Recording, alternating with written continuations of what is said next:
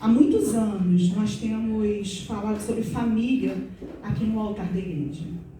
E esse falar de família me fez lembrar, há muitos anos atrás, que eu fiz um painel aqui enorme, todo de tijolinho, que eu pintei a parede da minha casa toda porque o pano passava.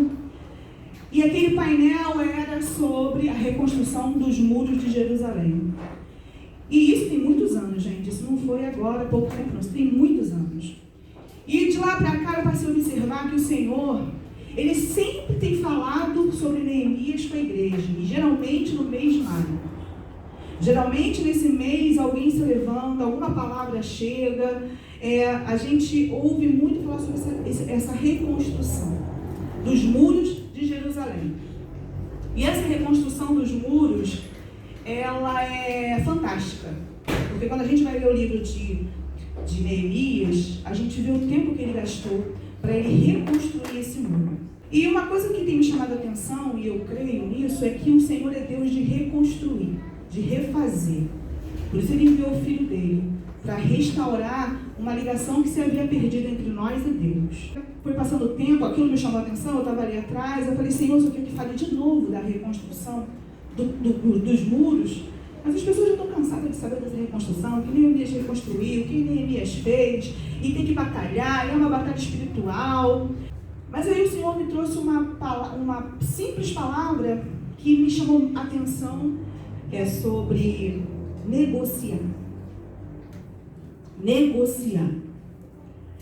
E lendo o livro de Neemias, trazendo um pouco sobre a história de Neemias, Neemias era um copeiro, ele trabalhava junto com o rei, uma pessoa simples, uma pessoa que estava ali.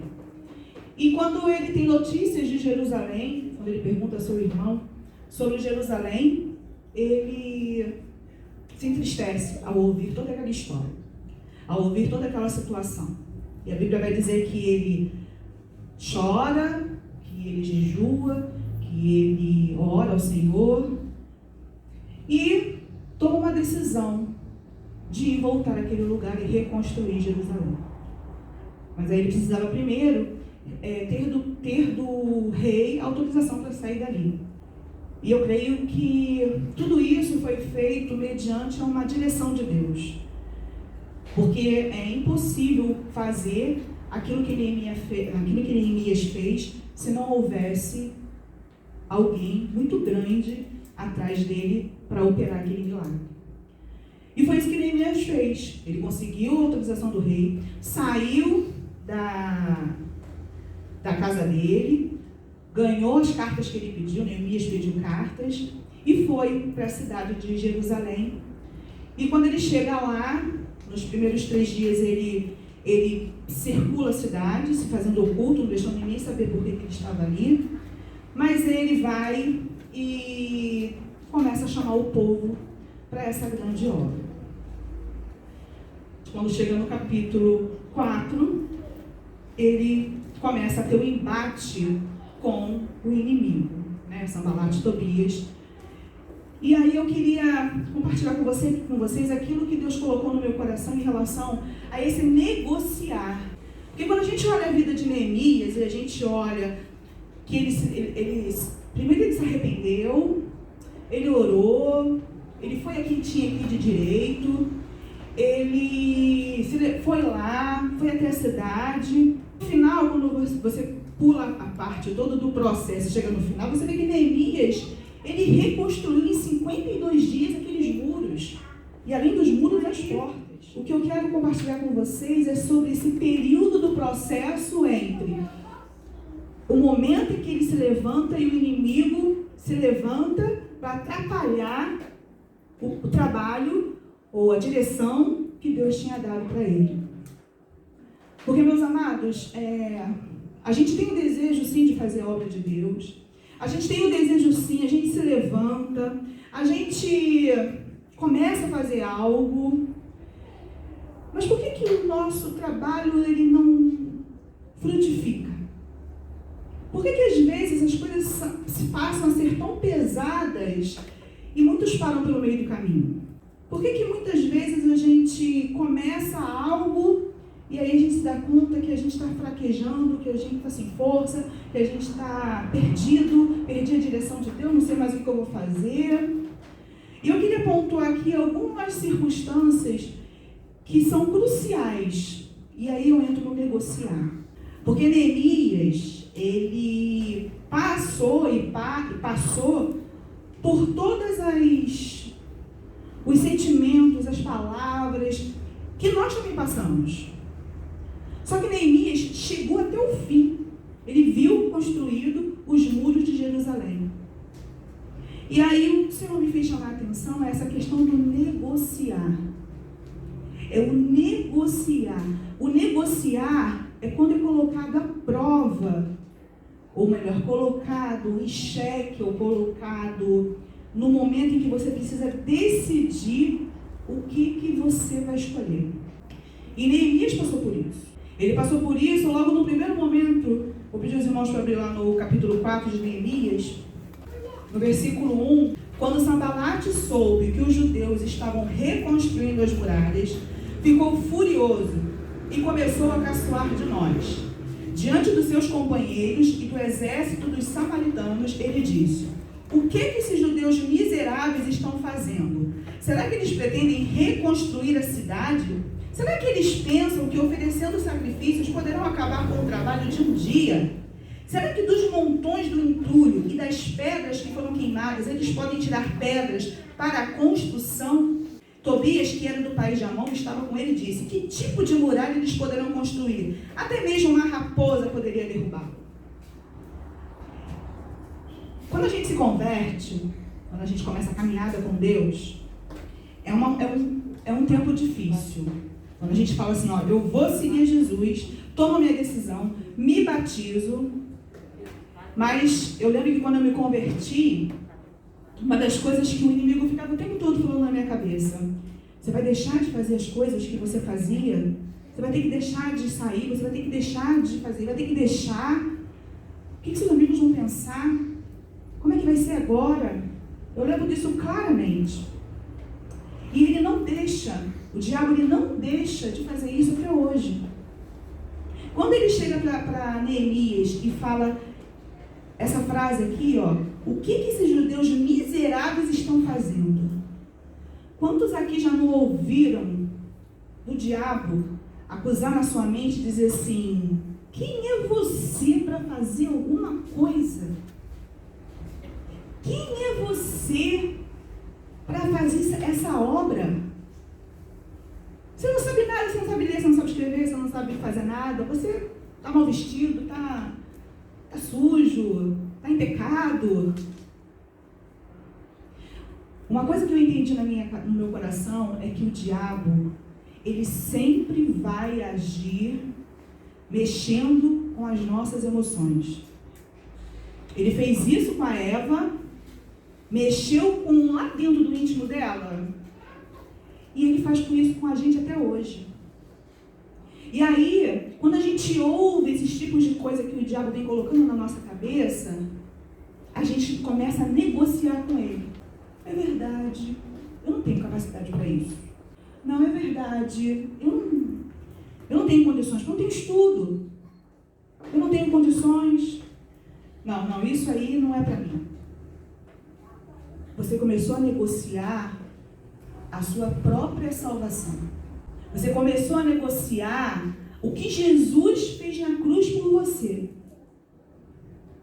Meus irmãos, isso é tão sério, porque a gente às vezes não conhece aquilo, porque a gente precisa ler a palavra, a gente precisa pedir ao Espírito Santo para nos trazer revelação, porque quando você vai lá na palavra e você lê aquilo que Deus diz sobre você, e na hora que o inimigo vem para tentar te persuadir nisso, você precisa não negociar coisas que Deus já fez por você.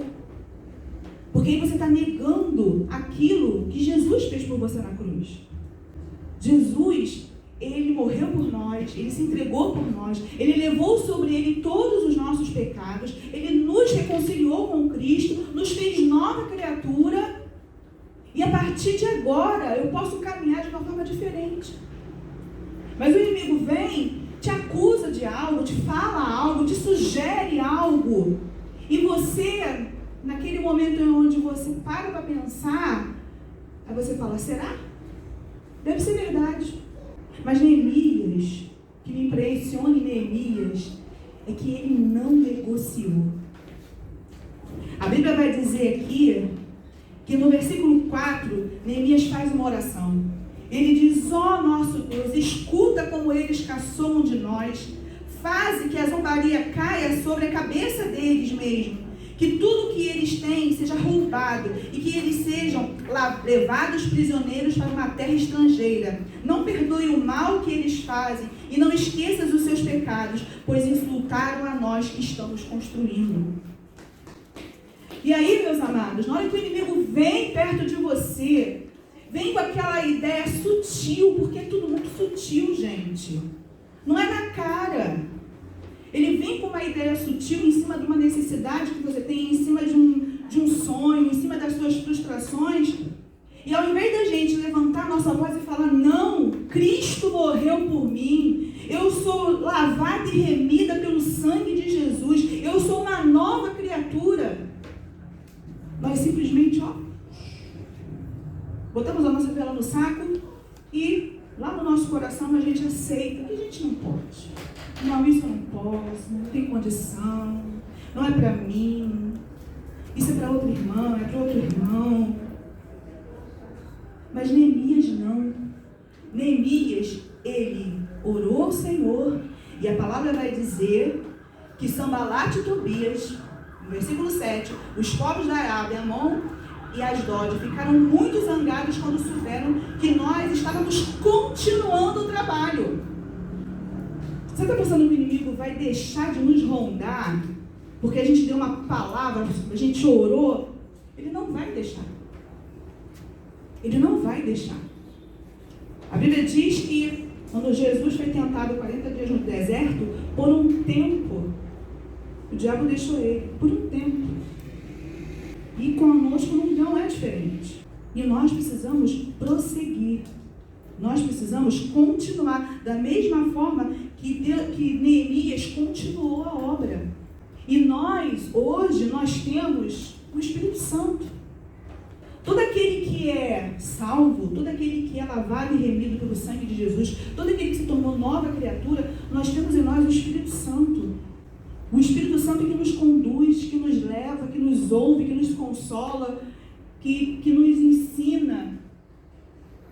E ao invés de a gente ter isso como uma palavra no nosso coração, algo forte no nosso coração, nós ficamos pensando no que o inimigo está fazendo. Não, o inimigo está me derrotando, não, o inimigo está furioso, não, o inimigo está perto de mim, o inimigo está fazendo tudo, mas e o Espírito que tem em você? O que ele está fazendo? Nada.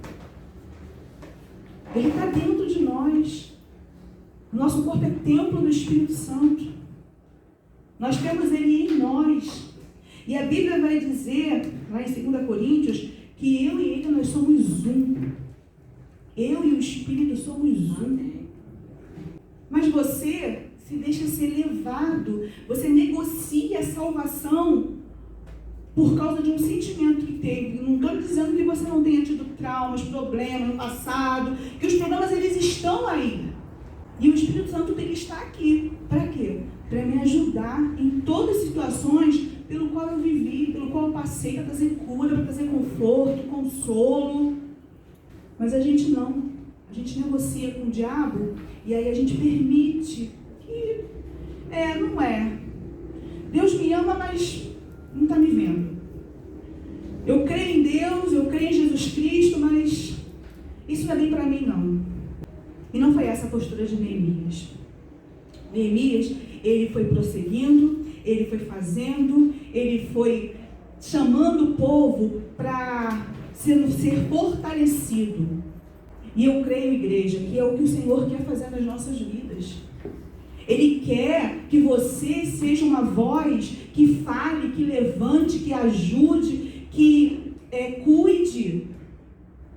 E não que seja uma voz que se fique envergonhada, que se esconda, que não queira fazer nada, que queira sair da obra de Deus, tenha uma vida só religiosa, de vir na igreja no domingo, pronto, já vim, já estou aqui, já vim. Mas Ele quer que você seja um Neemias. Ele quer que você se levante e reconstrua algo. Porque é para isso que Jesus veio, para desfazer as obras do diabo. Mas às vezes, a nossa decisão, e aí a gente inventa 1000 historinhas, 1000 desculpas. Tem uma frase que uma pessoa diz que quem é bom em desculpa não é bom em mais nada. E isso é muito sério, porque às vezes a gente só sabe viver de desculpas. Neemias não deu desculpa. Neemias se compadeceu do seu próprio povo. Neemias não tinha condições nenhuma de fazer nada. Ele não tinha dinheiro, ele era um copeiro, mas ele tomou uma decisão de se levantar. A Bíblia não fala que ele fez tudo isso pelo Espírito.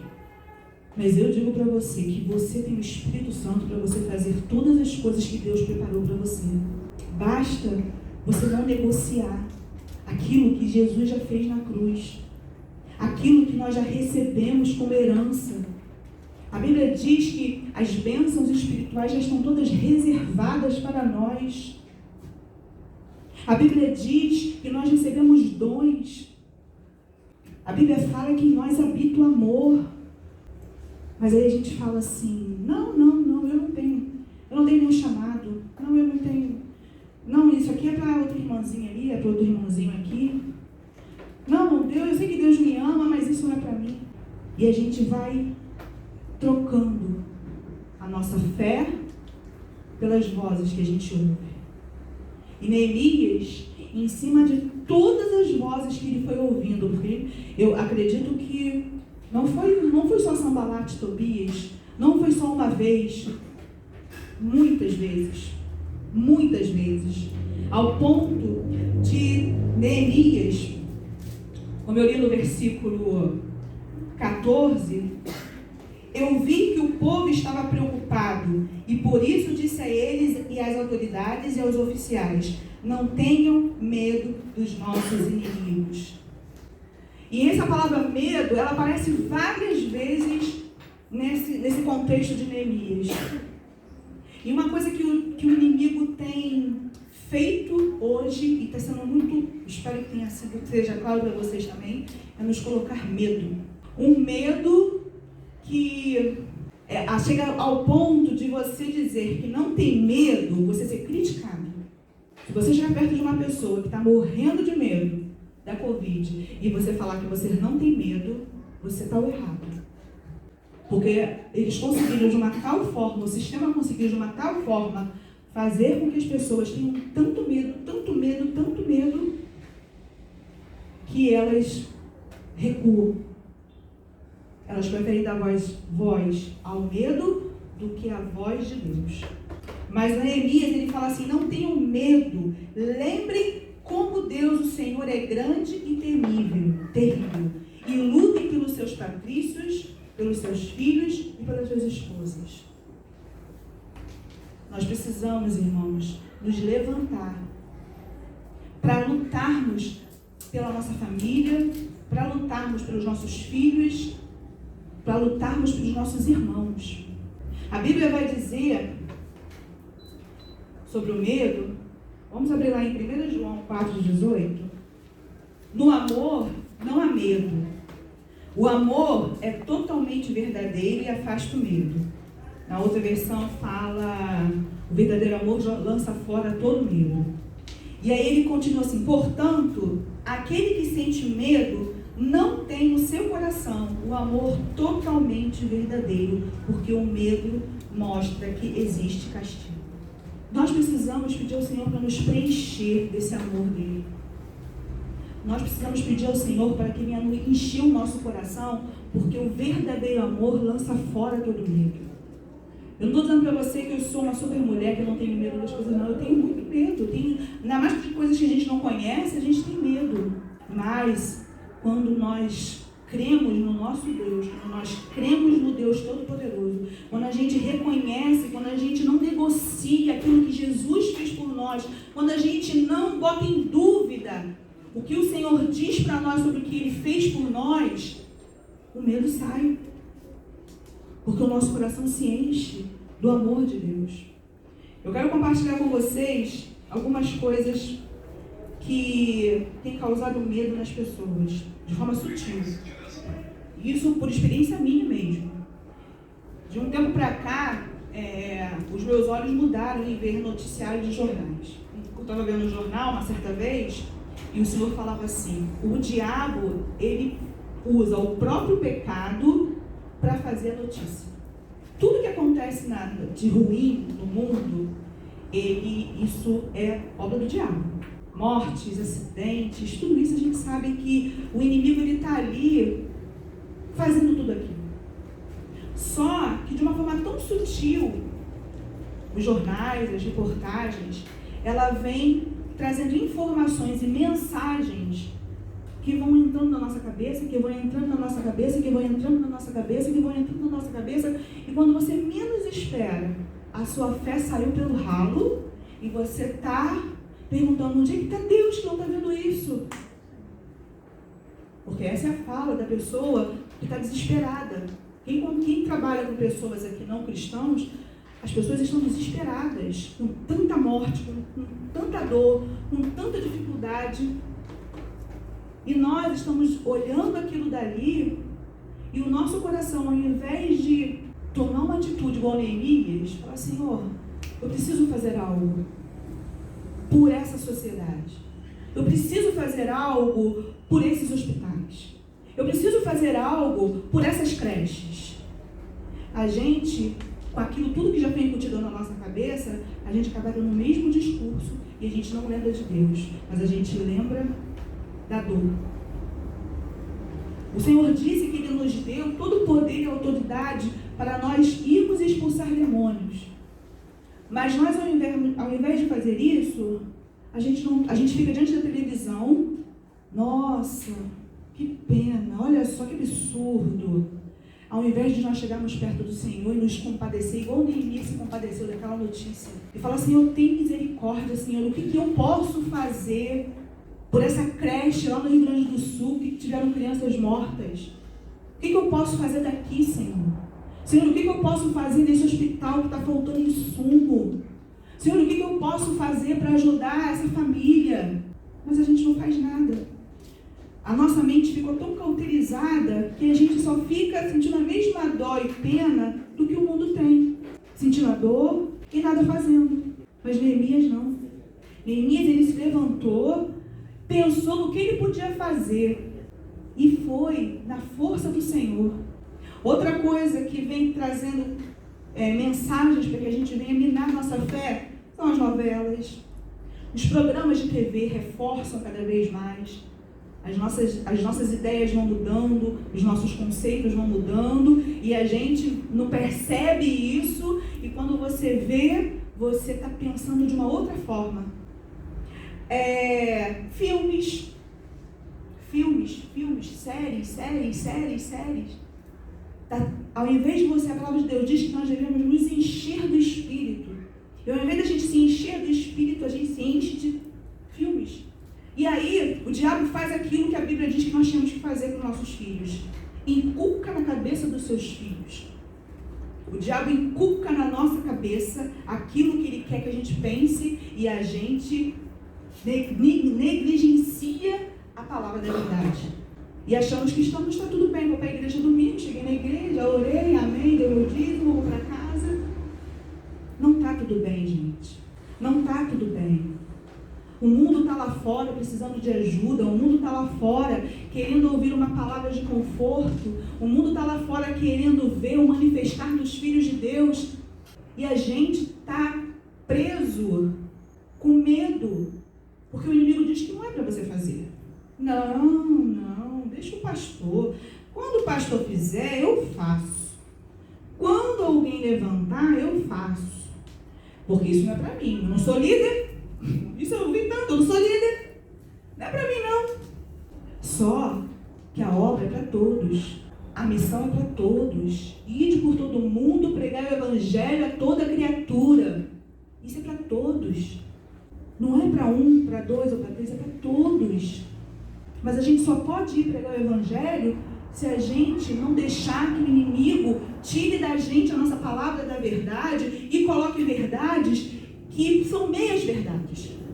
Meias.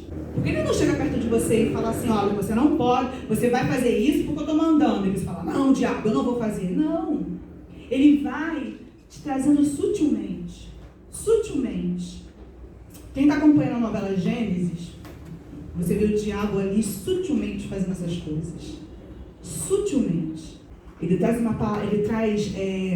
frases assim muito corretas, não. Essa semana ele falou assim, não, Abraão não vai voltar. Vocês estão esperando à toa. Só que ele não fala para todo mundo, não. Ele fala para um aqui, ele fala para outro ali, ele fala para outro ali. E assim ele vai, minando as forças de todo mundo. E quando a gente se reúne aqui, cada um está com um pouquinho de força minada, um pouquinho de força minada.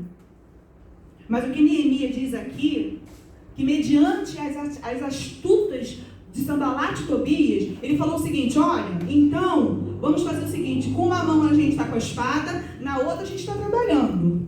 E nós estamos muito dispersos. Vamos fazer o seguinte, quando vocês ouvirem a trombeta, se juntem aqui, para nós orarmos ao nosso Deus. E aí eu pergunto a você, você está se juntando? Você está indo no PG? Está indo buscar forças? Está ouvindo o chamado do pastor quando ele fala, vamos fazer um jejum, vamos fazer uma reunião, vamos fazer uma manhã de oração? Você está atento? Porque nós não nascemos para batalharmos sozinhos, nós nascemos para estarmos juntos. E estando juntos, a gente vai ouvir da voz do altar a palavra de direção para o que a gente vai fazer. De como nós vamos combater, de como nós vamos nos fortalecer. E Neemias fez isso. Ele foi lá, conclamou o povo, um batalhava com a espada, outro com material de construção. Chegou ao ponto de dormirem com a própria roupa de trabalho, com a espada na mão, mas eles estavam ali. E aí acabou a luta do diabo, do Sanbalat e Tobias com Neemias? Não. Ainda continuou. E a palavra vai dizer que eles agora usaram uma outra pessoa. Eles não usaram o Sanbalat e Tobias. Eles usaram uma outra pessoa. E agora eu estou achando o nome aqui. Para poder falar com ele. Falou, vamos já dentro do tempo. Primeiro eles chamaram Neemias e falaram assim, Neemias, vem até aqui que nós queremos conversar com você. Estão querendo matar você. A Bíblia diz que eles chamaram mais de 4 vezes. E as 4 vezes Neemias falou, não, estou fazendo uma grande obra e não posso parar. Neemias não negociou aquilo que ele estava fazendo. Ele tinha certeza do qual ele foi chamado. O Espírito Santo, ele está conosco e ele nos dá a direção em todas as coisas. E nós precisamos ter essa certeza de não negociar aquilo que Deus colocou no seu coração, daquilo que Deus te deu para fazer, aquilo que foi o seu chamado, aquilo que Deus te deu. E depois ele manda uma outra pessoa pedindo para ele ir ao templo, para a gente se esconder, porque vão querer te matar. Ele vai fazer uma visita a uma pessoa e essa pessoa fala isso para ele. A Bíblia não diz que foi o Espírito Santo, mas ele falou que ele ficou pensando naquilo e falou assim, isso não vem de Deus. Isso não é de Deus. E mais uma vez, Neemias não caiu nas ciladas do diabo. E é assim que nós precisamos viver, meus irmãos. Ouvindo o que Deus tem falado para nós. Não negociar aquilo que é inegociável, que é a nossa salvação, a nossa certeza em Cristo Jesus. Porque às vezes você pode estar se enganando, achando que a sua vida em Cristo está correta, porque eu estou vindo na igreja. E a nossa vida em Cristo, ela vai estar correta quando ela dá frutos. E o diabo sabe que se você der frutos, você vai reconstruir muros. Ele sabe que se você, a cada tempo, houver frutos na sua vida, você sai vitorioso. E ele quer fazer de tudo para te paralisar. Ele vai colocar situações, ele vai fazer você questionar. Eu até separei aqui algumas coisas, que a gente fala, eu não sou, a Bíblia diz, ame uns aos outros. Aí você fala assim, não, eu não sou capaz de amar. Meu coração está tão amargurado, isso é para o fulaninho que tem isso no coração dele. Eu não tenho capacidade de amar. O Senhor nos deu nova vida, uma verdade. E aí você fala assim, não, minha vida está boa. Você não questiona você mesmo, essa nova vida. Que nova vida é essa, Senhor, que o Senhor tem para mim, para me dar? Eu quero essa nova vida. A Bíblia diz, não vos conformeis com esse mundo, mas renovai a vossa mente. A verdade, nós temos o Espírito Santo conosco. E você acha como se você não tivesse. Deus não fala comigo, não. Eu vou ouvir do outro profeta ali, eu vou atrás de quem. Ele fala especificamente com você. Eu tenho um chamado. A Bíblia diz, né, que todos nós somos chamados. Mas você fala assim, não, isso ainda é para mim, não. Não vou fazer, não, e nem vai. A Bíblia diz que você tem um pai, mas aí você vive como se você vivesse abandonado. A Bíblia diz que você tem um lugar no céu preparado para você, mas você se preocupa com as coisas desse mundo. A Bíblia diz que nós não devemos julgar o nosso irmão, mas a gente vai lá e julga. Então existem várias coisinhas que só o Espírito Santo pode trazer ao seu coração. Só o Espírito Santo pode te trazer o discernimento para perceber, da mesma forma que Neemias conseguiu perceber naquele homem que estava chamando ele para ir para o templo, para ficar livre da morte. Você tem o Espírito Santo para isso. Você pode e deve e precisa ter uma vida com o Espírito Santo. Você precisa ouvir o que ele tem para dizer para você e não negociar aquilo que Jesus já fez por você. Você já foi perdoado, você já foi comprado, você já foi lavado e remido pelo sangue de Jesus. Você é uma nova criatura. As coisas velhas se passaram, tudo se fez novo. Então eu estou aqui para aprender mais do Senhor, eu estou aqui para servir o Senhor. E eu posso servir ao Senhor? Posso. Mas eu preciso estar atento àquilo que a igreja está me fazendo me juntar. Vai para um PG. Pede ao pastor, deixa eu abrir um PG na minha casa, abre sua porta. Sabe? A gente fala muito das coisas do Antigo Testamento, mas uma das coisas que tem lá no livro de Atos é que eles se reuniam de casa em casa. E isso é tremendo, porque a gente se reunindo de casa em casa, a gente se reunindo nas casas, nós vamos estar muito mais ali juntinhos, tratando de coisas específicas. Então, meus amados irmãos, não negocie de jeito nenhum aquilo que Deus fez por você. Eu pedi ao pastor esse mês para que nós fizéssemos o mês da família, com o tema de nós não negociarmos. E eu estou abrindo esse domingo agora para que a gente não negocie, em primeiro lugar, a nossa salvação. Em primeiro lugar, a nossa vida com Cristo. Em primeiro lugar, a Deus. Porque é do Senhor que vão vir todas as outras coisas. A gente que é uma família abençoada, não negocia a sua vida com Deus. Você quer seus filhos abençoados, não negocie sua vida com Deus. Não negocie sua vida. Busque em Deus. Esteja alicerçado na rocha, firme, enraizado naquele que te trouxe vida. Porque aí, através dessa vida que vem do próprio Jesus, você vai transbordar de vida para os seus filhos, para a sua esposa, para o seu marido, para a sua parentela, para que a gente possa ter uma família verdadeiramente restaurada. Deixa o Senhor reconstruir os muros, deixa Ele reconstruir as portas. Me chamou a atenção que eles começaram a reconstruir, não foram os muros, foram os portais, foram as portas. Talvez você precise se reconciliar com Deus. Talvez você precise deixar Jesus entrar pela porta, porque Ele só vai entrar pela porta. Não tem outra forma de Jesus entrar. Ele não é ladrão para que pule a janela, mas Ele é a porta. Então entra para Jesus pela porta. Se você ainda não entregou a sua vida para Jesus, entregue hoje. Fala, Jesus, eu quero viver essa nova vida. Jesus, transforma o meu ser. Sabe? Se reconcilia com Ele. Pede perdão, se arrependa. Se você tem caminhado e viu que você não tem sido aquele crente que deveria ser por amor a Cristo, não é por amor ao pastor. Você não tem que ser uma pessoa boa por causa do pastor. Você tem que ser alguém que Cristo olhe para você e se agrade de você. Mas essa obra é o próprio Jesus que faz, não somos nós.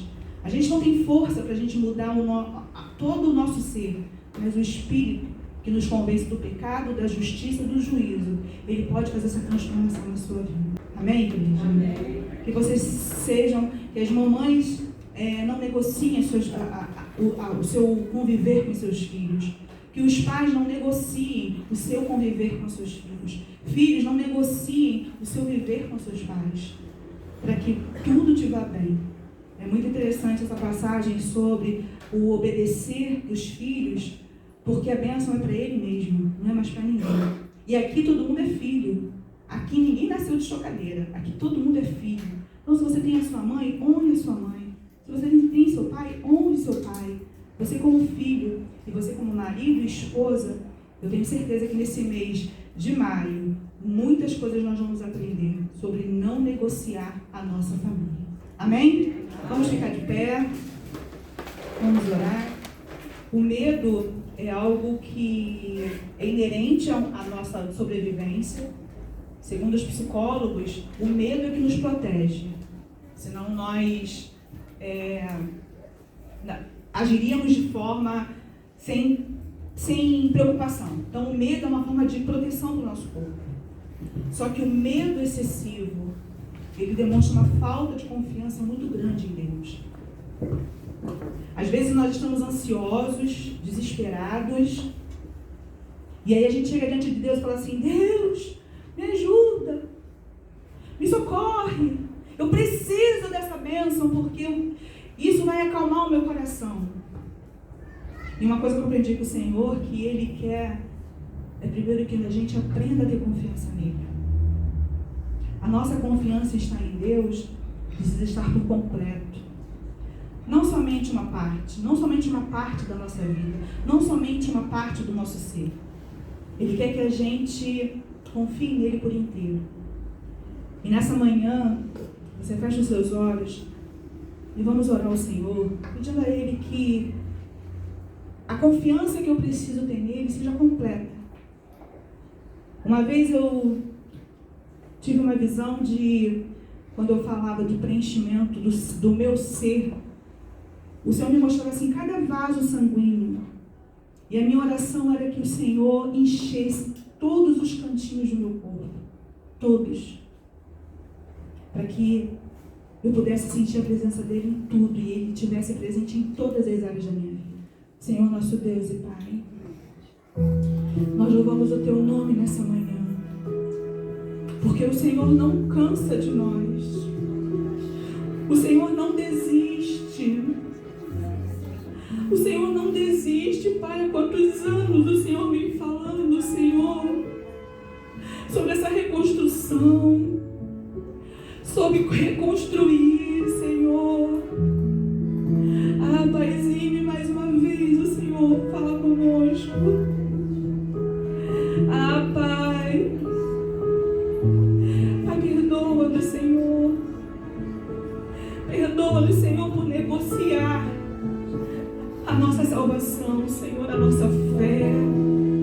Por negociar, Senhor Deus, aquilo que nós deveríamos ter completamente confiança no Senhor.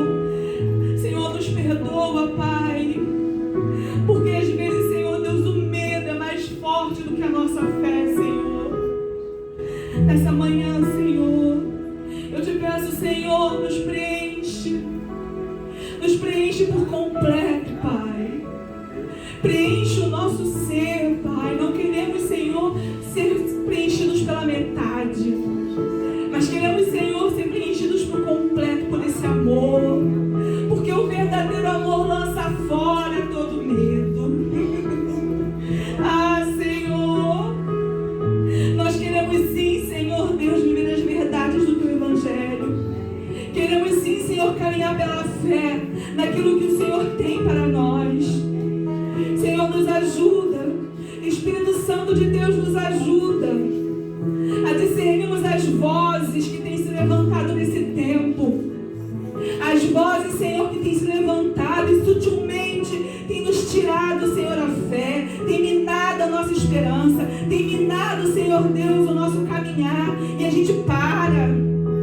A gente para como se não soubesse para onde tivesse ido, Pai. Ah, Senhor, vem nos encher, Senhor. Vem encher as nossas vidas, Senhor. Vem limpar a nossa mente. Vem purificar a nossa mente, Senhor. Abre os nossos olhos espirituais, Senhor, para as coisas que o inimigo tem feito, Senhor.